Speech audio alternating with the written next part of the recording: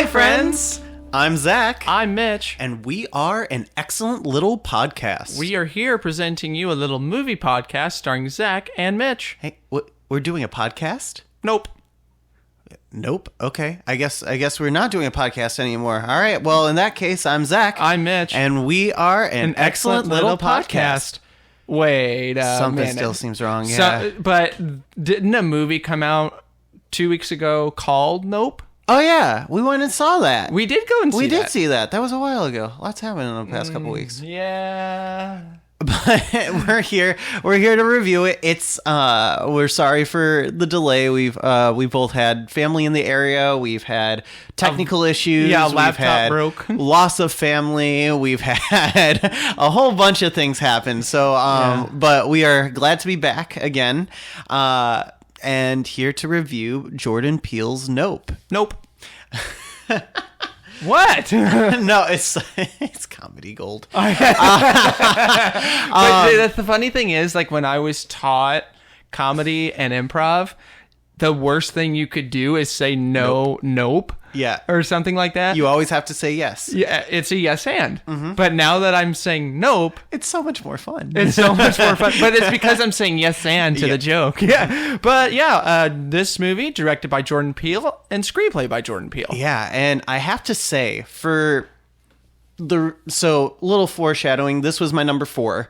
Mm-hmm. And the reason why it was my number 4 is because of Jordan Peele and his direction. Mm-hmm. So Jordan Peele just does a really wonderful job with his movies of like being on the pulse of society, mm-hmm. and being able to comment on current events and just what's kind of going on, while giving us such a really wonderful story, and usually horror, mm-hmm. Which is so weird coming from someone who we saw originally start in comedy. Right? It's so weird, but it's we love it. Funny because a lot of his films, even though they are under the horror genre, mm-hmm. if you look at the dictionary now and under the horror film banner, if you will, you see Get Out. Yeah. You see Us. Yep.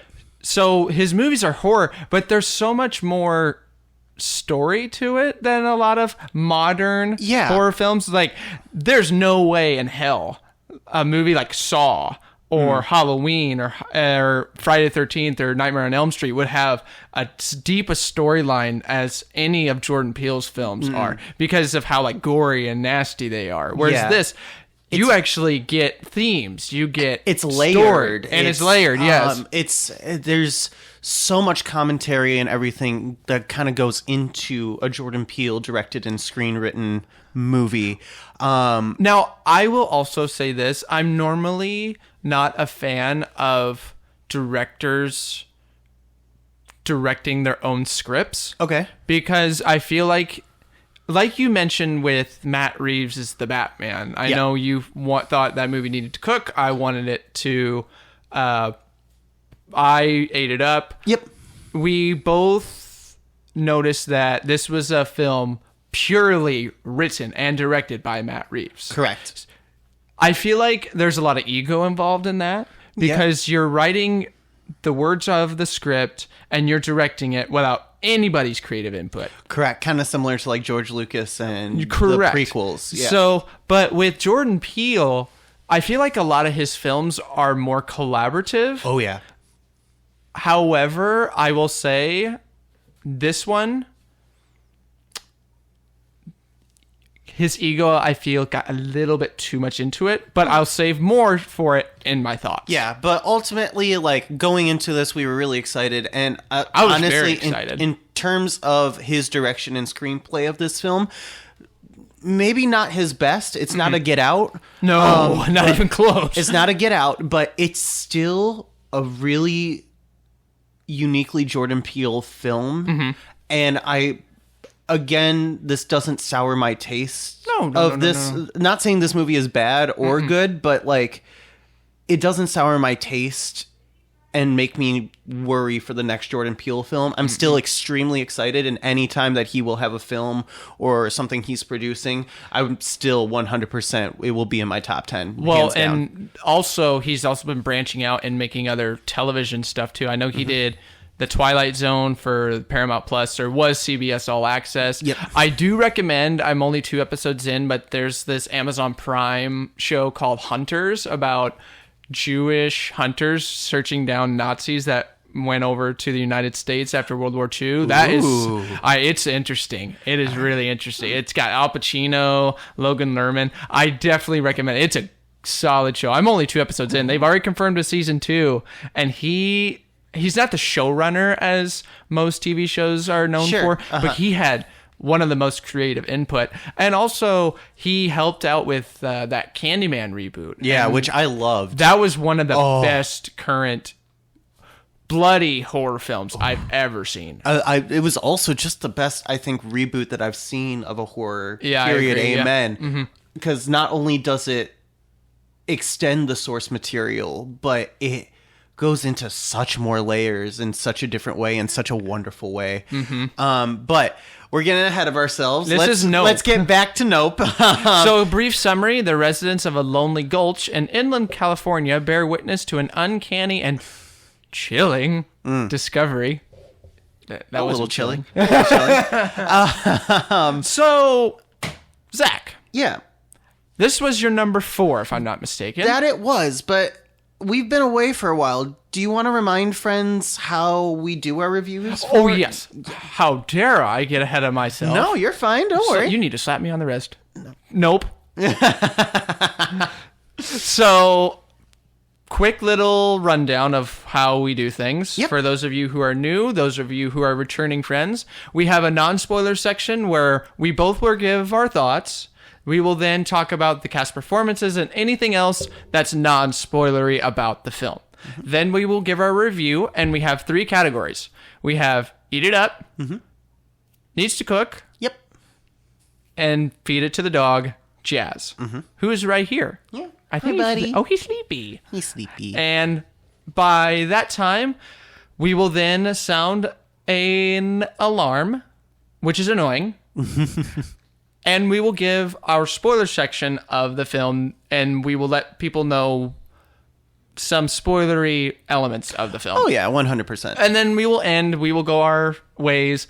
But I think today we have other things to do. But, yeah. Yeah, absolutely. Or nope. Or nope. Who knows? Who knows? The world's our oyster. But, but like you were saying, this was my number 4. Right. Yeah, no, this was nope. really, really, really looking forward to this. This is not only my top 10, it's in my top 5 of the most anticipated films of this year. And I was really getting worried for a little bit because it wasn't really being like marketed or anything. So I was starting to get a little bit worried, but we went in, we saw it. We went past the really annoying blowy like pop-up thing that they used to advertise films. It was really bad. I didn't like that. That should not even been there. Yeah, no. But I understand why they did it, especially after seeing the movie, but that's the most unimpressive like pop-up poster that I've ever seen. But we walked in, we sat down, and we started watching the movie. Like I said, this wasn't a Get Out, but this was really a new way of Jordan Peele approaching a movie, I feel. He it's not only just a story that's kind of based around kind of a little bit more realistic and whatnot, and a little more kind of lived in world. This one is a little bit more, yes, real world, but an opposing force comes into the world, the chilling discovery that we'll go ahead and we won't exactly say because the trailers don't, say anything about it. Yeah. But it's a bit different for him. Right. It still has that Jordan Peele flavor. I remember how he said he pitched this movie as a real world if if a black man were to come up and see anything in horror, he would just go, nope, and turn around. Yep. And like, I was like, I'm in, because I would have the exact same reaction to anything in a horror. So like, I'm in. Like, that's as realistic as you can get. So let's go. Mm-hmm. And yeah, it was an entertaining story. I enjoyed it. Took some turns that I wasn't expecting, but I was very interested to see. Cast was really good in this one. Yeah. I think that was the biggest highlight, to be honest. Not the specific story themselves, but the characters and the cast, I think, was the standout and highlight of this movie. Mm-hmm. But again, I thought it was a good ride. Will it be on my top 10 at the end of the year? It's possible. Mm-hmm. I could see it being on my top 10, but probably in no longer my top 5, probably in like a 6 or a 7. Okay. Or maybe an 8. Okay. That makes sense. But yeah, Mitch, what is your first reactions to this one? So, Nope. Here's the thing. I love everything that this man makes. Yeah. Jordan Peele. Mm-hmm. I've told you about Hunters. I've told you about Get Out and Us. Candyman. This one, I don't love it. Oh, no? I don't. Okay. So I found out about Nope because it was announced during the 2020, I think. Yeah. Mm-hmm. And Us came out the year prior in 2019. Correct. And I saw Us and I'm like, holy shit, this movie's fucking amazing. Mm-hmm. And then I watched Get Out a few months ago, and that one's even better. I mean, Academy Award nominated film. Should have won. I agree. I don't even know what movie won, but that doesn't matter. I can't remember, but that Get Out should have won. And then I learned about this movie when it was coming out, and I saw the release date. I'm like, motherfucker, we gotta wait another 2 goddamn years for this movie.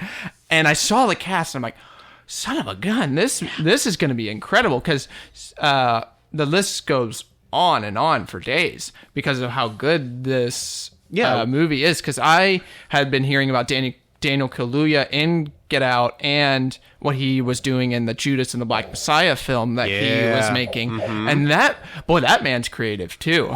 And then I saw the trailer. I'm like, okay, this is something that we haven't seen before, not just from a Jordan Peele film, but from for a movie in a while. Yeah.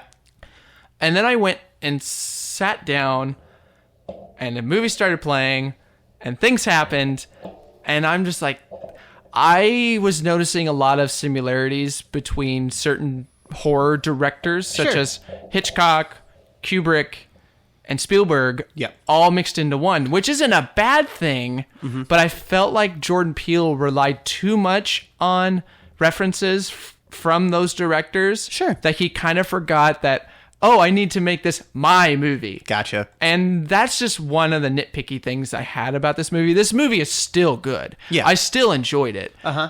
But I just felt Jordan Peele got a little too mixed up in, number one, his own ego of writing the script himself. Okay. And number two, he relied too much on references from other directors and horror films that we will get to later on in our spoiler section if you wish to stay.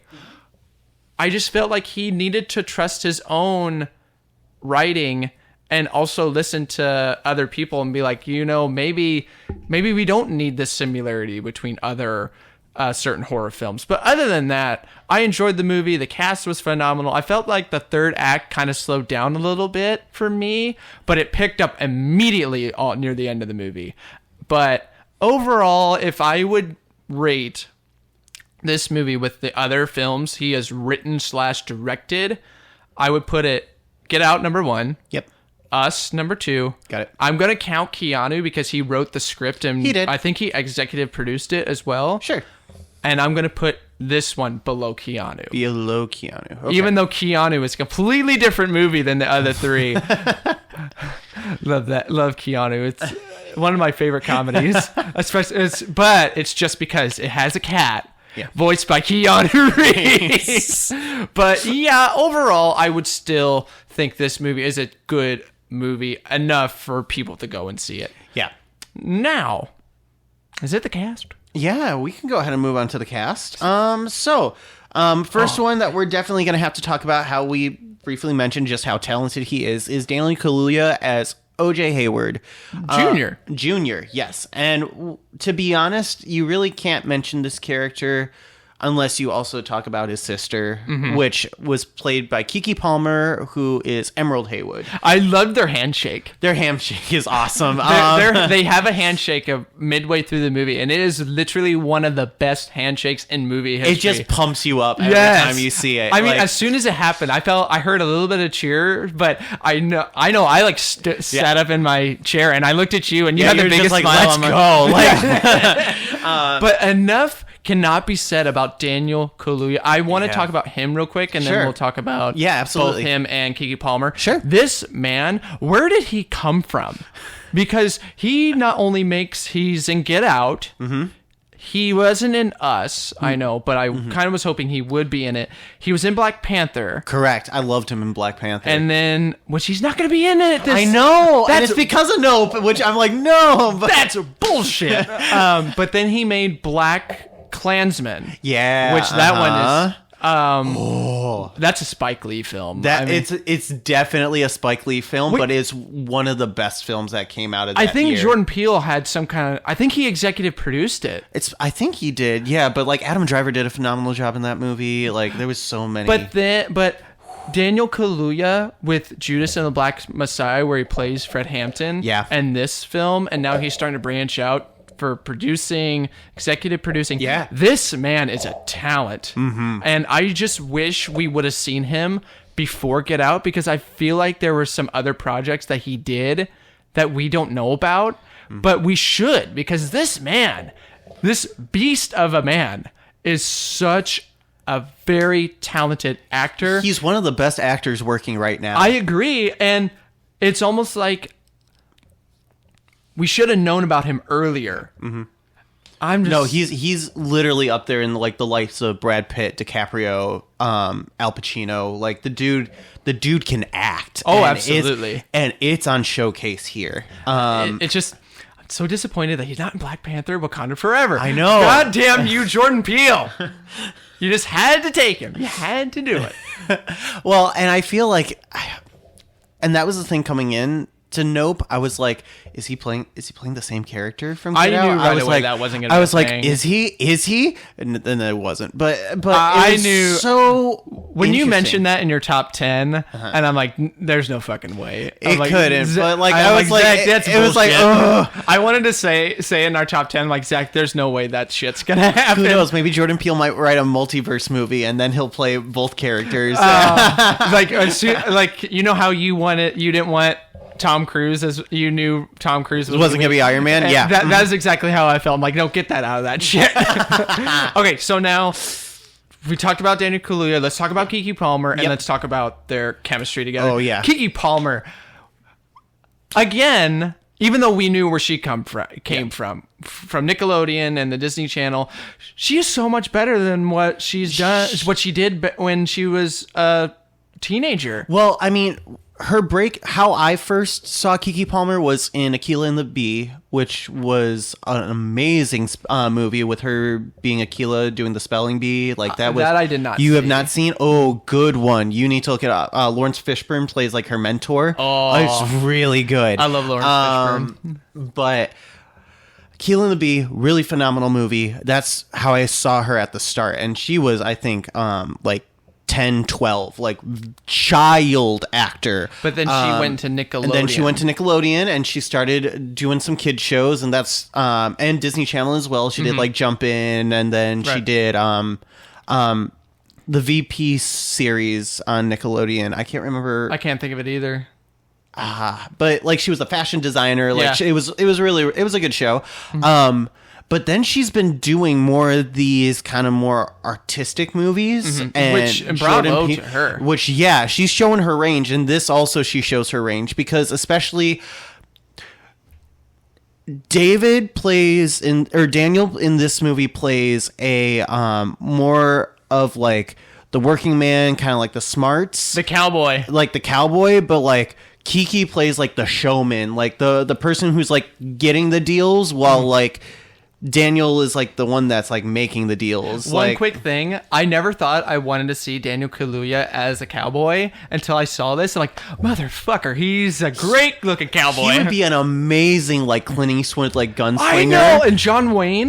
Holy shit! To me, he's more like, especially for like this one, like the not like well spoken, like only says like a few words. Like he is like the good, bad, ugly, like Clint Eastwood. Like he's not gonna say much, but he's gonna throw down when he has to. I really want him to play a role like that, like a gunslinger, maybe. Oh yeah. Okay, but back to Kiki. Just her enthusiasm that she brings to this role, her like just sense of kind of like being thrown out into an area where she like escaped already, and she's been thrown back into like the area, and now she's like a fish out of water again, but is familiar with it. It was such an interesting character. I really loved how her character and OJ kind of like meshed together, and you could see like there was such a strong familial bond between them, and like how much OJ maybe didn't trust her so much in terms of like the business aspect, but he trusts his sister, and you could see why in Kiki's performance, you can see why OJ would trust her in a lot of things. Well, she was also trying to market herself too, because she was trying to get into the Hollywood business side of things, because that's what their business is. I don't want to say sell horses, but they loan their horses for Hollywood films and commercials. Correct. For them to use their horses in their films and commercials. Yeah. And the whole time she would try to make the deal, she would also market herself, and that's what OJ didn't like. He would always remember, and there was a part in the movie early where he said, we're trying to get this business back up and running because some things happened that I won't get into, but you're so busy marketing yourself that your side hustle, we can't focus on the task at hand, and that is getting this business back up and running. And then she replies, well, no, to me, this is my side hustle. Right. And my other stuff is what is my job. Right. And it's just such an interesting line, and it was such a great, their chemistry was really what was like the heart of this movie. And that definitely was a check in the right direction. Oh yeah. All right. So the next one, who we're going to go ahead and talk about is Stephen Young, who, Glenn? It's Glenn from The Walking Dead, but no, not, he's not playing that character.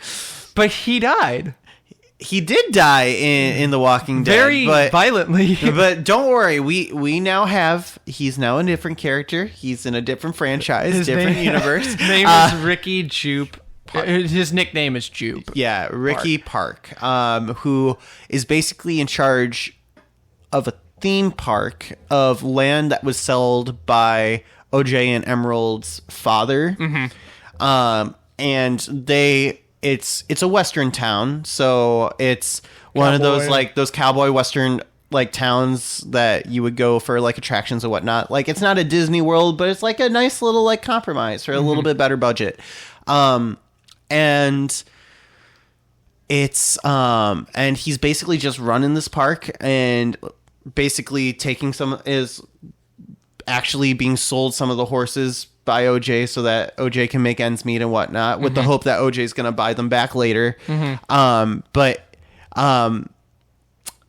there's Ricky's found something. So there's he's got a staple. There's really not much to talk about with this character because the intrigue starts with Ricky. Yeah. He's the one that he exhumes the themes of the movie and is also not the antagonist, but like the person that instigates the issue. He is the straw that stirs the drink. Yeah. And the drink is this movie, and he is the straw. Yeah. He's the one that really gets the film, I don't want to say in motion. He's the instigating event. That's correct. He's the one that does the thing that gets this movie rolling. If he did not stir the drink, as you say, this movie would not happen. Right. And credit to Stephen Yeun. This man is so much more than an AMC Walking Dead show. Because the acting in that show, not great. If you take away him, first season was good. If you take away him, Norman Reedus, and Andrew Lincoln, the acting in that series is literally one of the worst I've ever seen. Because it's a TV show, no one cares. But I used to as well. I haven't ever since he died in that show. I quit because then Rick left and Norman Reedus, God bless him, he's trying to keep that show going. But anyway, Steven Yeun is such a talented actor that a lot of people have starting to forget that he was in The Walking Dead. Yeah. Because I know he was nominated for Best Actor 2 years ago. I can't think of what movie it was, dang it. I can't think of it either. But his talent, I don't want to say is wasted in this movie, but I wanted a little bit more of him. But I can't talk about it. Yeah, because a lot of stuff. Well, and especially because of how this movie was marketed, it was supposed to be you go into this movie not knowing much. So we also want to kind of preserve that for you guys as well, in case you guys don't want to go into it too spoiled. Correct. So. All right, but we'll go ahead and move on to the next character, who is played by Brendan Pereira. His name, the character is Angel Torres. Again, we really can't talk about him a whole lot because he's not even in any trailer. Not that I saw. There's like a shot or two of him just like staring out into the camera. I didn't see. Yeah, there's like one or two, but you really don't know who his character is. He was fine. He was fine. He served his purpose. Yeah. I think I chuckled one or two times at some of his things, but it wasn't as belly aching or like hugely laughing as I wanted. I feel like he was supposed to be the comedic relief of this film, but it just kind of didn't work as much as the lines weren't that great, and his line delivery weren't that great either. And but it didn't hinder him or the film itself. Ultimately, I feel like he worked best when he was bickering with the next character. He was mostly bickering with Keke Palmer's character. Oh yeah, okay. That was when the comedic gold was there. And, and right. OJ would just be standing there in the background, and be like, "Why the hell do I have to work with these two?" Well, and also, but yeah, he was fine. Yeah, he was fine.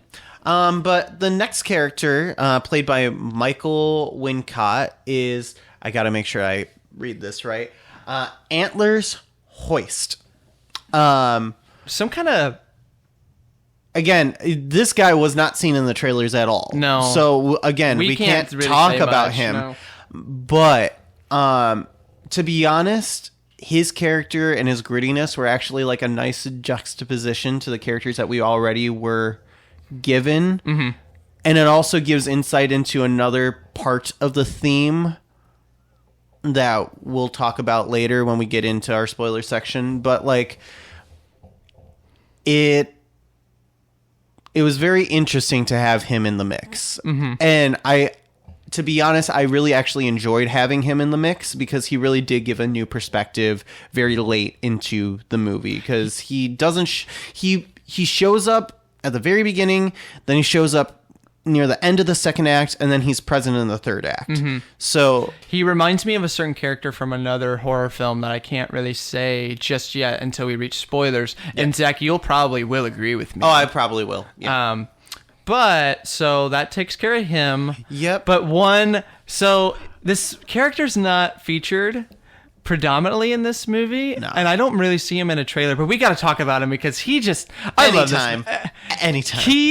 Keith David as Otis Hayward Sr.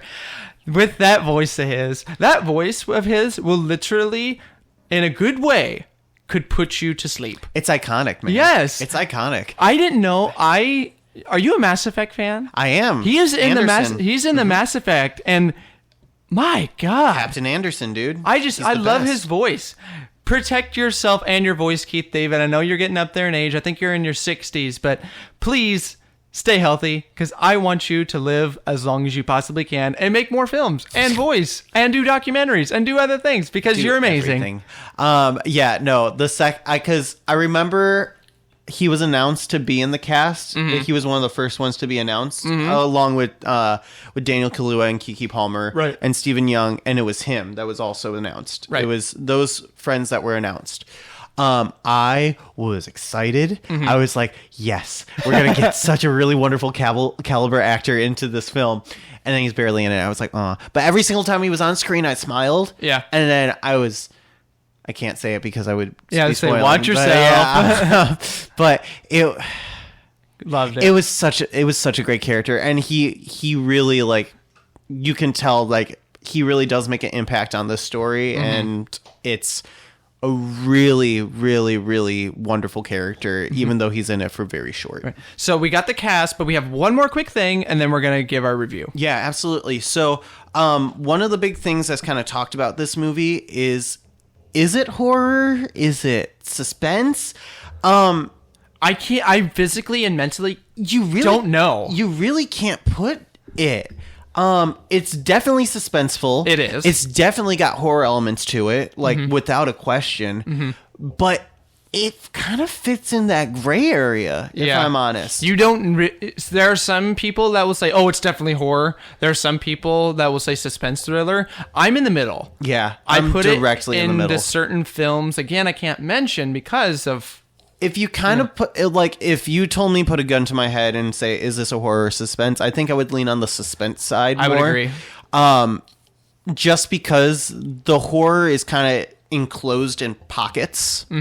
Where, like, in a horror movie, it's more, the horror is a little more continuous throughout the movie, where it's more, I see the suspense thread kind of more throughout the movie than I do the horror thread. I agree. But it's still very much horror. Oh, absolutely. Like if I would say that this isn't a horror movie, I would be lying to you.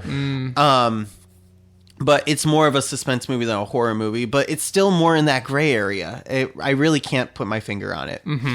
All right, so it's review time. All right. This was your number 4, Zach. This was my number 4. What's your review? My review. So we've got 3 different categories. Again, we've got Eat It Up, which we put it in the good films. Like, we recommend you see it. It's a great movie. Go see it. Then we have Needs to Cook a Little More, where it just needs a little bit of seasoning, whether that's maybe a script change, an actor change, director change. It just needs something to change that would put it, like, up that octave to put it into that Eat It Up category. And then you have Feed It to Jazz. Meaning it's bad. We go see it, make your own opinion, but you're in for a rough ride.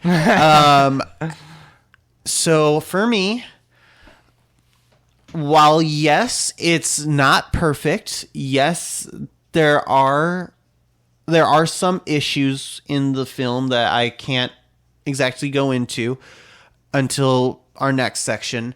I'll be honest. I ate it up. I thought that this was great. It's not perfect. It's not great, but I can't say there's nothing for me to exactly put exactly on, like, this, like, changing this would make it a better movie or doing this or that. I can't exactly say. It's still a really wonderful movie, and I really do love it. Again, I think this might be a top 10 contender for me, but it's going to be on the lower end of it. But again, I think I ate it up. It was a good movie. Could I see myself rewatching it? Maybe once or twice. But it is definitely an eat it up for me. Okay. So my turn. Yep. What do you think, Mitch? Well, so after seeing it 2 weeks ago, I think we saw it. Yeah, 2 weeks ago, I believe. I was extremely torn. Yeah. And I still am extremely torn right now as I speak into this mic and I look at Zach. Well, and that's the thing. When we developed our system of, like, our 3 categories / 5 categories, but we don't mention the 5 unless it comes time. We've been close.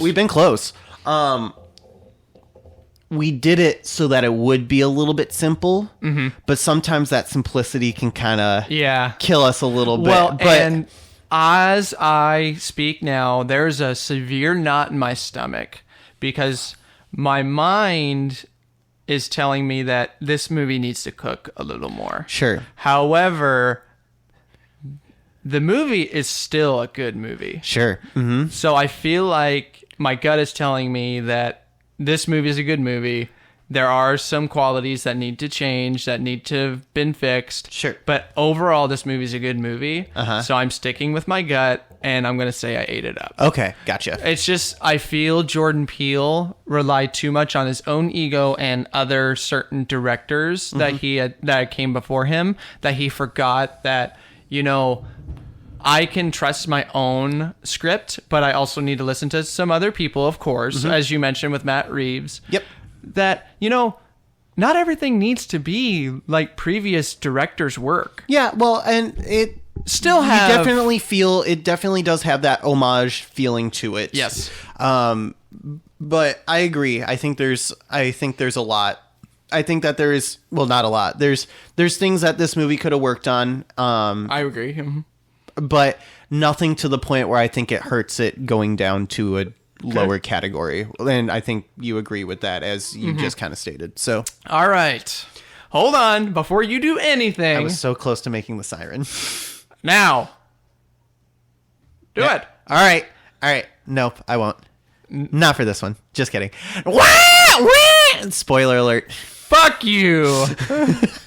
He had his fingers in his ears. I just wanted him to hear it. Fuck you, man. All right. So we are officially in spoiler territory, my friends. So thank you so much for those that did join us for our non-spoiler section in our review. If you want to head out, that's okay. But we are officially in spoiler territory, my friends. So, Mitch, now that we are completely spoiler heavy now, I do want to go ahead and start leading in with that little bit of seasoning that you think that this needs and the homages and everything.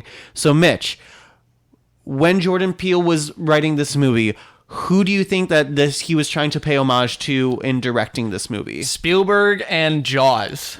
This movie, in my opinion, is Jordan Peele's Jaws. It's a Predator movie, 100%. And I think that's another reason why I didn't enjoy it as much, because I don't like Jaws. Okay. I think Jaws is one of the most overrated films I've ever seen.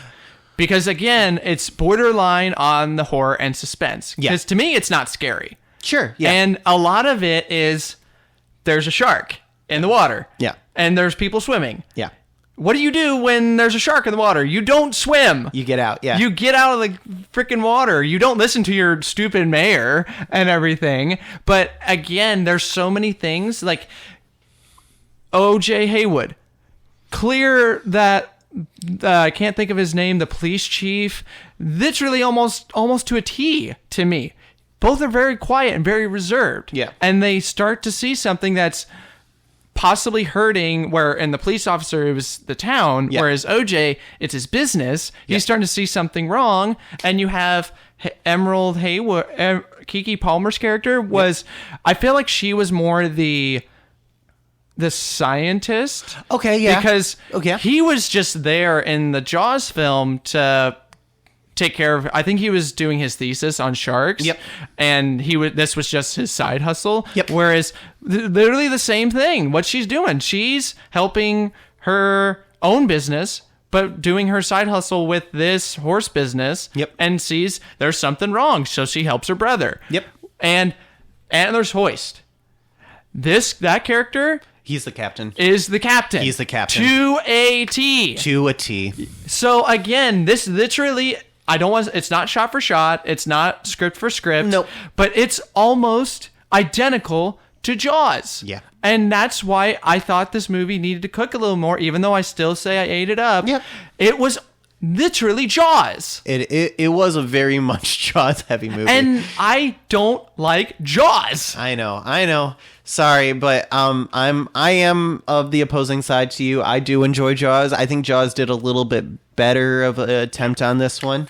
Yeah, whatever. You can blab all you want. Jaws. Well, the only thing good about that movie is John Williams' score. And I'm sorry, I love Steven Spielberg's direction on that. But it's they probably didn't hear I tried to do the acting was a little bit cheesy, but again, that was the 70s, so it's a little hard to kind of come out of that uncheesiness of the 70s. But Richard Dreyfuss was really good in that. Yes. But to be honest, Jaws was kind of set the precedent for big blockbuster films, which I will agree. And to be honest, I'm a huge, to me, top director of all time will always be Steven Spielberg. I will agree. No one else comes close, with the exception of Jordan Peele. Jordan Peele is, to be honest, my second favorite film director of all time. Don't forget about Francis Ford Coppola. Francis Ford Coppola is really damn good, but I'm sorry, I think Jordan Peele has him. Okay. I think he has him. I think that needs to be another episode. Yeah. Our maybe a top 5 directors, I think should be a good episode. You at home need to let us know if you want that. You should send us an email. Let us know what the kind of episodes we want. But back onto the Jaws similarities.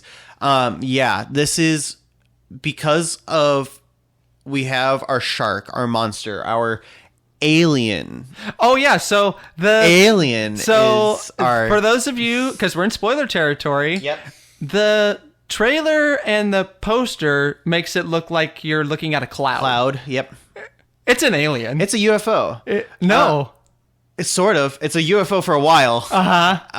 However, it's a form shapeshifter UFO alien, kind of. It's a big giant tarp. It is pretty much. It's a big giant tarp that doesn't like other tarps.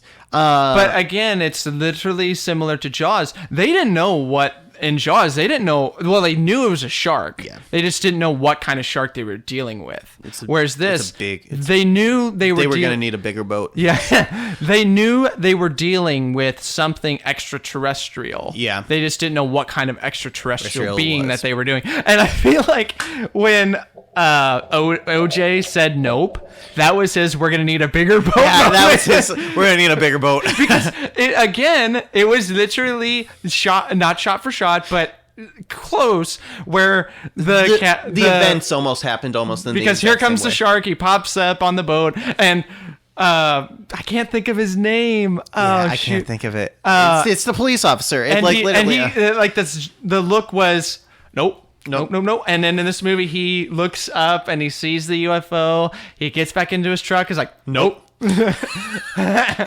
But yeah, so enough about Jaws because I'm getting pissed because that movie needs to cook. Well, speaking of another nope scene, I want to talk specifically about a scene that's very steeped in horror and I think was Jordan Peele's best scene in this movie. Oh yeah, I know what you're talking about. So this movie basically is split up into chapters based on the horses that he loses. Very well done. Which is a very interesting way to split up your story, but I loved it. So I can't remember what specific horse name it was, but he's bringing this horse to the barn to go ahead, put him away. They've done a good day of training. He's going to put him away, allow the horse to sleep in the barn. Give him some hay. Let him cool down. So he's in the barn, he's finishing up. However, he sees that the lights are on. So he goes over, turns off the lights, starts heading out. Lights turn on again. And he's like, okay. Well, so he checks around, everything's fine, turns off the lights again, and he starts walking away and the camera shifts. And then you see a little stereotypical alien. 1960 alien too. And you're like, and he can feel something's behind him. So he turns around and he sees it and he's like, nah. It just goes. And it starts following him. And then all of a sudden it disappears and it reappears and you're like, oh, the fuck, no. Well, then two other appear. And then two other appear and then one jumps out and he just sucker punches it. Yeah. And it falls. And then it ends up turns being out to be a prank. Yeah, it's prank. Kids from Stephen Young's farm. I think even his kids that were doing it. Yeah. Which and you're like, the fuck? Well, and that was literally one of the highlights of the movie, and then it just went out of nowhere because I feel like Jordan Peele was like, when he was writing that scene, like, I feel that was his concept right there. Yeah. Yeah. That, okay, I'm going to get this audience. I'm going to make them think that this is the same alien group that shot the freaking moon landing, everything. And then all of a sudden, bam! Nope, literally, this is just a bunch of kids trying to scare the living shit out of OJ. Brody. It was Brody. Thank you from Jaws. Yeah, I was blanking on it. I was like, I can't mention Jaws and forget the main character's name. So, got the barn scene done. So our next topic that we want to bring up is a huge one. To be honest, it's kind of what puts Steven Yeun's character Ricky into the state of mind that he does. Mm-hmm.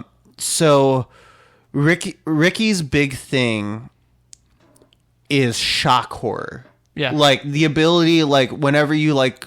The whole idea that Ricky's like marketing and mind is based off of is seeing something like so macabre, something so like terrible that you just can't take your eyes off. Like how like you whenever you see a car accident, you can't help but just like take a look. Yeah. For those of you, because my vocabulary is really bad, Zach, would you be so kind as to define macabre? Macabre, like horrific, deathly. That's what I thought. Like deathly horrific, okay. Like something like really grotesque. Mm-hmm. Like think of like Passion of the Christ kind of thing. Yeah, that's kind of macabre. The best thing that I can really kind of think of is like whenever you like see like skeletons like moving around, like poltergeist, like. Macabre is like a deathly kind of scare, like being like I know exactly death becoming like death being known and you staring into the face of death kind of thing. Thank you for that, Zach. Yeah. So the thing with how that started, how Ricky's sense of people will pay money or are always so intrigued by like the macabre is that he was a young child actor on a show called Gordy. Yeah, it was a sitcom. And it was about your typical 19, I believe, like 80s family. Has, for some reason, a monkey in their family. Yeah, chimpanzee. A chimpanzee named Gordy. Mm-hmm. So they're shooting an episode that's called Gordy's Birthday. And the chimpanzee is very well. I think they had multiple, just in case, because you know how a lot of sitcoms have multiple kids, multiple animals if they use animals. And all the chimpanzees are very well trained. Yep, they're very well trained, very well handled. But they allude to this is that in the business you don't work with chimpanzees. Mm-hmm. You just don't. And they say that, that's part of like the rules, quote unquote, in show business in their universe, and it's because of the Gordy's birthday incident. Mm-hmm. What happens is that, and you find out it kind of the number of events kind of process throughout. You see like the end of it, then you see like the middle of it, and then you see the beginning of it as the movie goes through. And it's pretty graphic. It's very graphic. The movie opens in the aftermath of Gordy's birthday. Right. Well, you hear it and the thing on is, black screen, I think, don't you? You start with the black screen, and then it opens, and you see the aftermath. Yeah, it's pretty bad. And it's pretty bad. But I feel like this is I feel like he thought about, because Jordan Peele's production team is Monkey Paw. That's what it's called. And the picture that goes with his like studio is literally a decapitated monkey paw stirring a cup of coffee on a train. Yeah. I feel like he had like, I want to like do something with kind of like my like title card as it were. Cause for a second I thought it was like an add-on to his title card because his title card flashed first and then we heard this of the screaming of the chimpanzee and then we saw this and he's there. I thought that was like an extension, but then I realized, it's the actual movie. So what happens is that Gordy hears a balloon pop. Mm-hmm. And it pops because of just how hot the stage lights are. Yeah. And he just goes ballistic and starts beating actors, starts eating them, starts tearing them apart, starts absolutely going legit ape shit. Yeah, and the sad thing is, this is a very well-trained chimpanzee that loses it for, I don't want to say a split second, loses it for a few minutes. They say like a good 4 to 6 minutes it lasts. And because he was frightened because of a balloon popping. Yep. And you can't help but feel, especially at the end, where you see Gordy find Ricky hiding underneath a table. Yep. Because Ricky sees the whole thing. He sees the actor's mom is literally killed in front of him. Yep. The actor who played his dad is killed inside the kitchen set. Yep. And then I think his younger sister, quote unquote, is behind the sofa. Yeah. She gets beaten and her face gets eaten. Yeah. But she survives, which is the really scary part, honestly, is to go through all of that trauma and survive it. Well, and you see this very tender moment between Gordy and Ricky, because Gordy knows Ricky. Yeah. He sees his friend because he's starting to he's calmed down. He's not scared anymore. Correct. And he lifts up his monkey paw for Ricky for a fist bump, which is a staple of the Gordy show. Evidently, is him and Ricky have a fist bump all the time. It was really a nice moment. And then Gordy's brains are blown out by a sniper. But so this is the thing.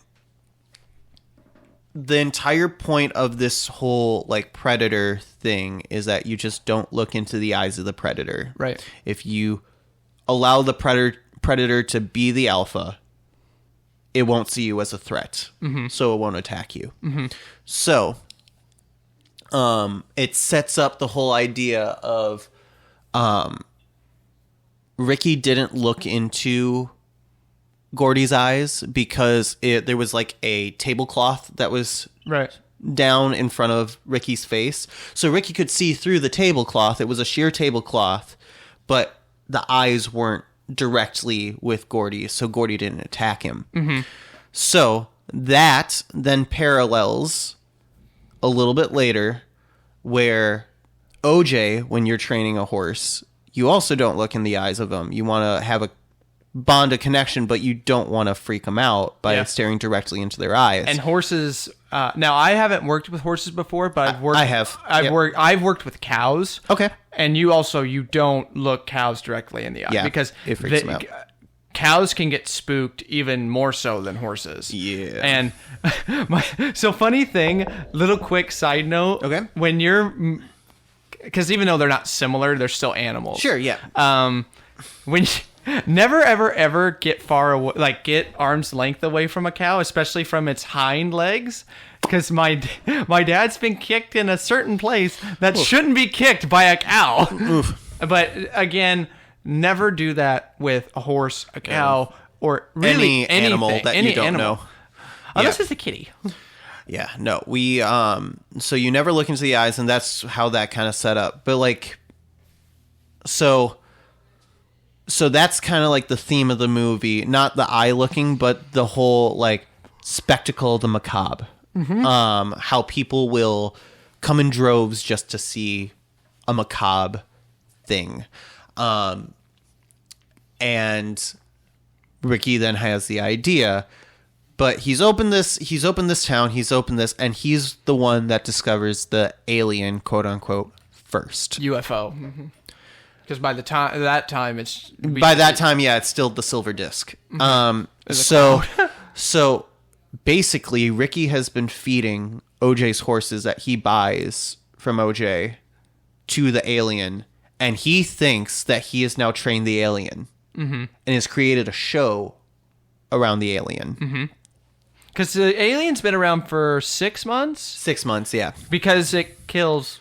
Oh, yeah, which also, the reason why Keith David isn't in the movie for that long. He dies. He dies because the alien throws up all the stuff that it can't digest. Like keys and coins and stuff.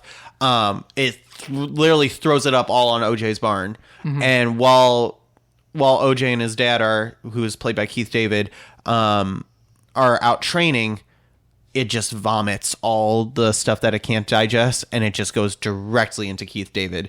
And you're like, oh no! Yeah, it was no! And it's pretty graphic how he dies too. Yeah. Blood. But then we get into another really graphic scene that we'll go ahead and talk about, which is so Ricky thinks he's trained it. Yeah. And it's the premiere of the show. Everyone's there. Everyone comes except for our main characters because plot armor. And the alien just vacuums them all up and eats them all. Mm-hmm. You don't even see him do it either. You see it close. You see it close, and basically it's almost like tube feeding is kind of like what you see is like they're basically going down the esophagus into what eventually will be their demise. And the whole time, Ricky's looking at this in sheer horror. And then he gets sucked up, too. Goodbye, Ricky. You had it coming, man. Yeah, but... Whew, Jesus. But that's when you kind of realize that this is not a UFO. Yeah. This is and we're going to segue into this next bit real quick. This is a predator, which we just don't know what kind of predator it is. Yeah. It's not your, like... Not like the Prey Predator that a Predator franchise that has come out. We're not talking about like that kind of Predator. We're talking about like an Apex Predator, which which people you need to go see. You need to watch Prey on Hulu. It's good. I haven't seen it yet. Don't you dare spoil it for me. I will not. But hands down, it actually to me beats the original Predator. Really? Yeah. Well, shoot, I'll have to watch that tonight. Remind me.